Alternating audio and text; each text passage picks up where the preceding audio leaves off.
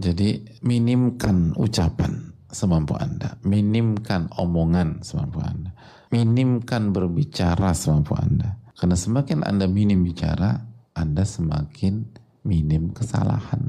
Kehebatan itu bukan orang yang paling banyak bicara, enggak. Bisa jadi yang paling sedikit bicara itu yang paling berhasil. Jadi banyak bicara itu bukan bukti kualitas seseorang, bukan. Bisa jadi yang lebih baik, yang lebih berkualitas justru yang paling sedikit bicara di antara kita-kita. Jadi minimkan ucapan semampu Anda, minimkan omongan semampu Anda, minimkan berbicara semampu Anda. Karena semakin Anda minim bicara, Anda semakin minim kesalahan. Kehebatan itu bukan orang yang paling banyak bicara, enggak. Bisa jadi yang paling sedikit bicara itu yang paling berhasil. Jadi banyak bicara itu bukan bukti kualitas seseorang, bukan. Bisa jadi yang lebih baik, yang lebih berkualitas justru yang paling sedikit bicara di antara kita-kita. Jadi minimkan ucapan semampu Anda, minimkan omongan semampu Anda, minimkan berbicara semampu Anda. Karena semakin Anda minim bicara, Anda semakin minim kesalahan. Kehebatan itu bukan orang yang paling banyak bicara, enggak. Bisa jadi yang paling sedikit bicara itu yang paling berhasil. Jadi banyak bicara itu bukan bukti kualitas seseorang, bukan. Bisa jadi yang lebih baik, yang lebih berkualitas justru yang paling sedikit bicara di antara kita-kita.